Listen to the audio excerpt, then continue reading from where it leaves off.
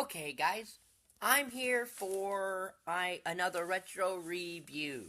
This time we're revisiting the WWE and we're looking at Vengeance of 2002, a show that I have actually never seen until I chose this review. And it took place on July the 20th, 2002 from the Joe Louis Arena in Detroit, Michigan. We have an 8-match card, so our maximum number of stars is 40. We open up with a tag team table match. Bubba Ray and Spike Dudley versus Chris Benoit and Eddie Guerrero. This is one of the better table matches I've seen, actually. It's 2.5 stars. But for some reason, they start off tagging in and out. They eventually drop that idea. What is it with these things all of a sudden? You know, New Blood Rising 2000 has a ladder match starting with tags. And now here we have starting with tags in a table match. This match goes a long time for someone goes through a table. I think it goes like 10 or 15 plus minutes before someone goes through a table. And the first person through a table is Eddie Guerrero, who Spike gives a Dudley dog to through a table. And then Chris Benoit press slams Spike over the top through a table. And then Bubba Dudley gives the Bubba Bomb to Chris Benoit through a table. Benoit and Guerrero both jumped to SmackDown right after this show. In fact, after Chris Benoit won the Intercontinental title, he jumped to SmackDown.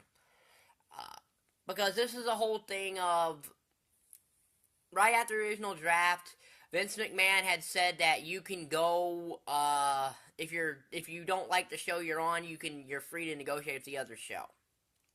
So, 2.5 stars.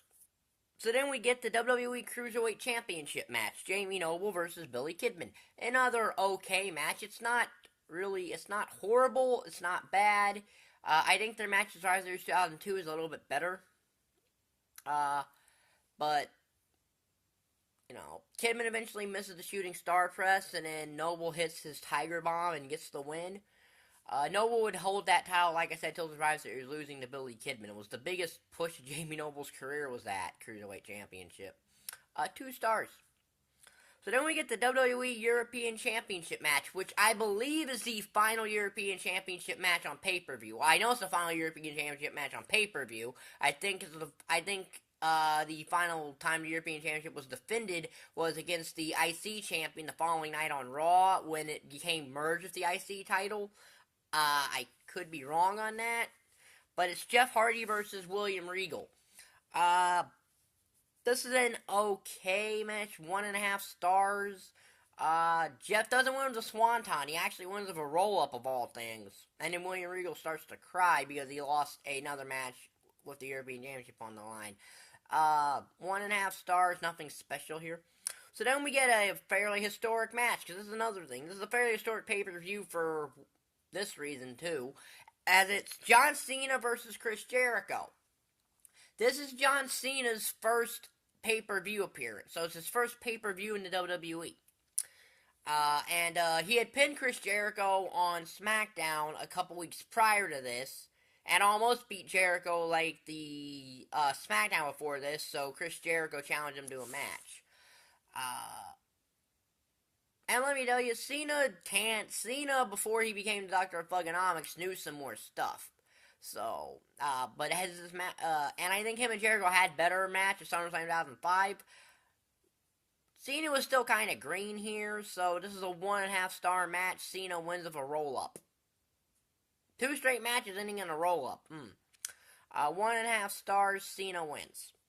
So then we get the WWE Intercontinental Championship match. Rob Van Dam versus Brock Lesnar. Yes, Brock Lesnar is actually challenging for a championship that is not the WWE Championship. It's the only time he challenged for it. But this came about after the King of the Ring, when Brock won the King of the Ring that he probably didn't need to begin with. And then Van Dam interrupted his coronation. This is a very good match. It's 3 stars. These two guys tell a really good story. In fact, Van Dam actually was like he's going to beat Lesnar with the 5-star frog splash, but Paul Heyman pulls out the referee, and that gets the disqualification for Brock, and then Brock destroys RVD. RVD would hold the Intercontinental title. I think he would lose it a couple weeks later to Chris Benoit after it had merged with the IC, after it had merged with the European title. Could be wrong on that, but I know that he didn't hold it too much longer after this. I mean, he won it back at SummerSlam from Benoit, but... So then we get a no count out, no disqualification match. It's Big Show, it's Booker T versus the Big Show. This is a 1-star match. It's got a really interesting spot in it where Big Show's on the Spanish announce table, Booker T's over on the English announce table. Booker T runs to the English from the English to Spanish announce table and does a scissors kick to the Big Show, and then in the ring he does another scissors kick, and that gets the win. Not a really good match. It's 1 star. Big Show disappeared from pay-per-view again until Survivor Series after he got traded to SmackDown. And he won the WWE Championship for some odd reason. So then we get the WWE World Tag Team Championship match. It's Hollywood Hulk Hogan and Edge versus Lance Storm and Christian. Now, Hogan and Edge had won the WWE Tag Team titles on the July 4th SmackDown. Well, I guess that's convenient, isn't it? If you're Hulk Hogan, you're going to win your only tag team title on the 4th of July. And of course, Storm and Christian have just started the Un-American gimmick here, the Un-American thing. And so they're berating America and all that, and that's what led to this. It's a 2-star match, you know. It's a big spot for Storm and Christian being in a way, because even though it's a tag match, they are in a match with Hulk Hogan, and you can't go, you know, working with Hulk Hogan in any stature is a very big spot for 2 guys. But eventually Test comes in, hits Edge, and then Christian pins Edge and gets the tag titles, and wins the tag titles. The Un-Americans would leave for Raw right after this show. I think it was right after Rey Mysterio debuted, which was the Thursday after this.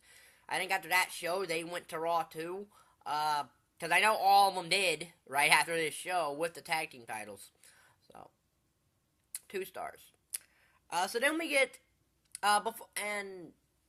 before I talk about the main event, there was this segment that's not going to affect the show rating, but it's basically Triple H was going to decide whether to stay on SmackDown or jump to Raw. Again, this is something that could be discussed in a 5-second thing or something like that, but this is a 20-minute segment, and basically he says he's going to stay with SmackDown because he wanted to stay with the devil he knows and the devil he doesn't, referring to Stephanie over Bischoff. But then Shawn Michaels basically convinces him that he would have more fun over on Raw. And he did, as that was essentially the start of the reign of terror for Triple H right after SummerSlam, when Brock Lesnar took the Undisputed title and went solely to SmackDown.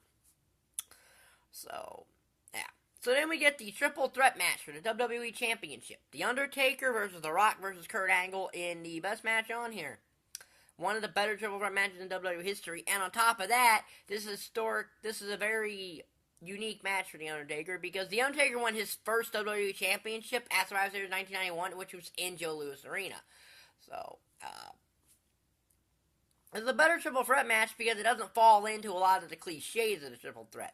Oh yeah, it eventually got into a finisher fest, but there isn't any, like, tag team up or anything like that, of 2 guys beating up on 1 guy or anything like that. So it actually is a more standalone triple threat match in that it doesn't have any of the triple threat cliches in it.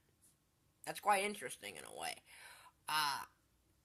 Eventually, Angle hits the Angle Slam on Taker, but walks right into the Rock Bottom by Rock and gets the win. And Rock gets the win right before Undertaker can make the save. Rock, of course, would lose the championship to Brock Lesnar, which is really all this match was designed for, to see who was going to drop the title Lesnar at SummerSlam. And it would be Rock, and then we wouldn't see Rock in a WWE ring until No Way Out the next year. So, because he went off to film some movie, I believe it was The Rundown. I could be wrong, though. So yeah, this was the second to the last match for quite a while for The Rock. Well, no, it's the second to last pay-per-view match. He had some other matches on Raw in there, but, yeah. 4 stars this match. So out of 40 total stars, this show gets a 17.5 out of 40. That's very close to a B. In fact, that is a B minus, because that's that's a C minus. It's very close to a C, take out the Jeff Hardy William rematch or give it more or make it better. And along with Cena Jericho, you got a really good show here. So this is a C- show on the high side of a C- show.